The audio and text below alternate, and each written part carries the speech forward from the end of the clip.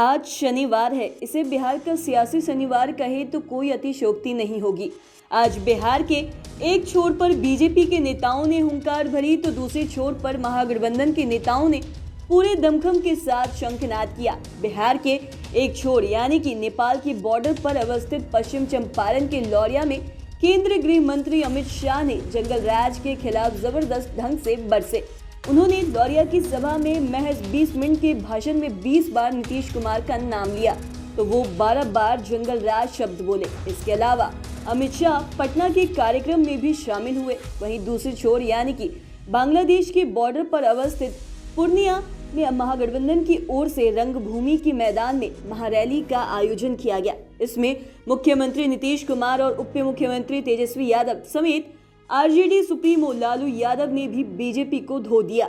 महागठबंधन में शामिल सभी सातों दलों के लोग मंच पर काबिज थे। अब पॉलिटिकल एक्सपर्ट इस मंथन में जुट गए हैं कि कौन किस पर भारी पड़ेगा और बीजेपी की हुंकार या फिर महागठबंधन का शंखनाद। अब पॉलिटिकल एक्सपर्ट भीड़ को आधार मानकर पिछले साल सितंबर में अमित शाह की आयोजित सभा से भी महागठबंधन की रैली को जोड़ कर देख रहे हैं, साथ ही भाषणों से भी तोड़ रहे हैं। खास बात की महागठबंधन की महारैली में आरजेडी सुप्रीमो लालू यादव ने वीडियो कॉन्फ्रेंसिंग के जरिए बीजेपी पर हमला करते हुए एक एक चीज को टच किया और उन्होंने लोगों को ये भी मैसेज दिया कि आप लोगों की दुआ से हम ठीक हो गए हैं।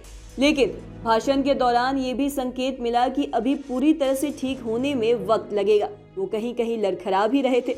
लालू यादव ने अपने भाषण में गोलवलकर की किताब बंच ऑफ थॉट्स को लेकर आरएसएस पर हमला किया और कहा कि गोलवलकर ने अपनी किताब बंच ऑफ थॉट्स में 2 खतरनाक बात लिखी है। उन्होंने लिखा है कि काशी विश्वनाथ मंदिर में अगर कोई दलित पूजा करने पहुंच जाए तो उसको जूते से मारकर बाहर करो।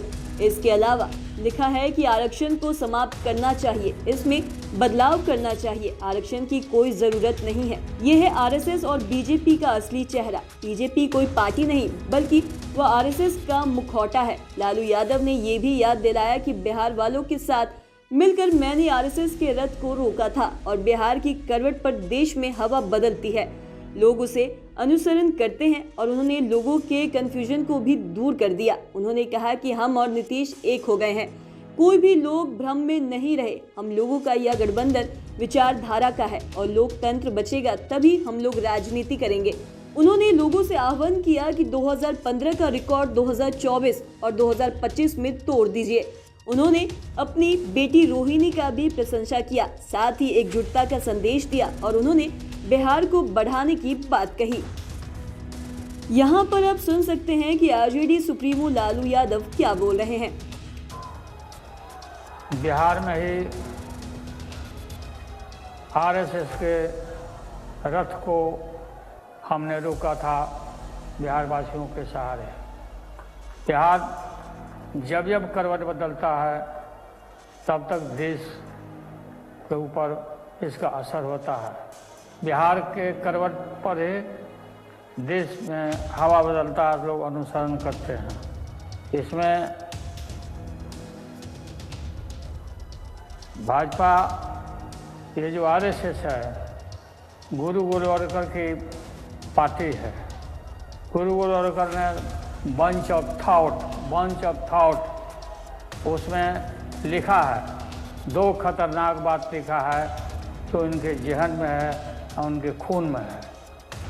उन्होंने लिखा है कि काशी विश्वनाथ मंदिर में अगर कोई दलित पहुंच जाए पूजा करने के लिए तो उसको मार के जूते से मार करके उसको बाहर करो और रिजर्वेशन को समाप्त करना चाहिए और रिजर्वेशन को बदलाव करना चाहिए। रिजर्वेशन की ज़रूरत नहीं है। ये है असली रूप आरएसएस का और ये भाजपा जिसे कहते हैं हम लोग। आप सबको याद होगा हम और नीतीश एक हो गए हैं और कोई भी भ्रम में नहीं रहे। गठबंधन विचारधारा का है और हम हमेशा साथ रहने का देश और लोकतंत्र बचेगा तभी हम लोग राजनीति करेंगे। तो आपने सुना कि लालू यादव क्या बोल रहे हैं, किस तरह से लोगों को भ्रम में नहीं रहने की बात कह रहे हैं। अब आपको यह सुनाते हैं कि उप मुख्यमंत्री तेजस्वी यादव क्या कह रहे हैं। ये बिहार की धरती है और देश को एक संदेश भेजने का काम किया कि जो बिहार ने किया, अगर जब बिहार कर सकता है तो देश क्यों नहीं कर सकता है। इसी काम में हम सब लोग लगे हुए हैं। किसी की कोई महत्वाकांक्षा नहीं है, बस एक ही चाहत है कि बाबा साहब के लिखे हुए संविधान को हम बचा लें, जो लोकतंत्र है उसको बचा लें, जो भाईचारा है, जो हमारी संस्कृति है देश की, उसको हम लोग बचाने का काम करें।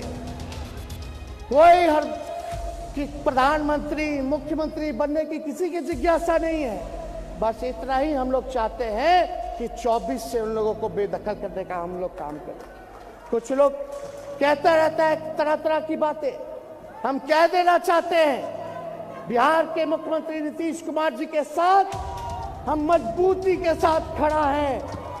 किसी को कंफ्यूज होने की जरूरत नहीं है और बकवास की बातों पर ध्यान नहीं देना। हम तो यही कहेंगे कि 24 का जो चुनाव है, जो लड़ाई है, किससे लड़ाई है? ये संघियों से लड़ाई है, ये आरएसएस से लड़ाई है और भाजपा वालों से लड़ाई है। तो हम सब लोग मिल करके काम करेंगे और हमारी जो महागठबंधन है इसमें आप देखिएगा अलग अलग जो है रंग तो है ही, लेकिन अलग अलग विचारधारा है। कोई समाजवादी विचारधारा को मानता है, कोई वामपंथी विचारधारा को मानता है, कोई अंबेडकरवादी विचारधारा को मानता है, कोई गांधीवादी विचारधारा को मानता है। यही खूबसूरती है और यही अगर अपने अपने ईगो को अलग करके अगर हम सब लोग देश में एकजुट होंगे और कांग्रेस पार्टी से माननीय मुख्यमंत्री जी लालू जी मैडम सोनिया जी से मिल के बात भी की है, हम तो चाहेंगे कि कांग्रेस पार्टी जो है और जितने देश में रीजनल पार्टी है सबको बुला करके बात करना चाहिए कि आगे की लड़ाई जो है हम कैसे लड़ेंगे, क्या दिशा पे चलेंगे, ये तय करना पड़ेगा। तो आपने सुना कि वो अपने पिता लालू यादव की तरह साफ कहा कि महागठबंधन को लेकर कोई भी लोग कंफ्यूजन में नहीं रहे, बकवास करने वाले लोगों को नोटिस में नहीं ले। पॉलिटिकल एक्सपर्ट्स की माने तो लालू यादव ही नहीं, तेजस्वी यादव ने भी पार्टी के अंदर अनाप शनाप बयान देने वालों को चिता दिया कि इधर उधर की बातें नहीं करे। इस महागठबंधन को लेकर विवादित बयान देने वाले नेता भ्रम में नहीं रहे। दोनों नेताओं ने जेडीयू और अन्य घटक दलों के नेताओं को भी मैसेज दे दिया कि इस बार वो लोग पूरी मुस्तैदी के साथ नीतीश कुमार के साथ खड़े हैं और कदम से कदम मिलाकर तब तक चलेंगे जब तक कि बीजेपी सत्ता से बाहर नहीं हो जाती। और साथ ही लालू ने तो वाम दलों की प्रशंसा करके उन लोगों का भी दिल जीत लिया। गोलवर्कर के बहाने आरक्षण और दलित लोगों का जिक्र कर लालू यादव ने बीजेपी की कमजोर नस पर चोट की और साथ ही उन्होंने ये भी मैसेज दिया कि इस लड़ाई में कोई कमजोर नहीं पड़े, ना ही कोई ढीला हो। लालू यादव ने मुफ्त राशन योजना के नाम पर वाहवाही लूटने वाले नरेंद्र मोदी पर अपने स्टाइल में हमला करते हुए कहा कि यह राशन सुप्रीम कोर्ट के निर्देश पर दिए जा रहे हैं, लगता है कि वो लोग हल चलाकर राशन दे रहे हैं। इस पर भी खूब तालियां बजी।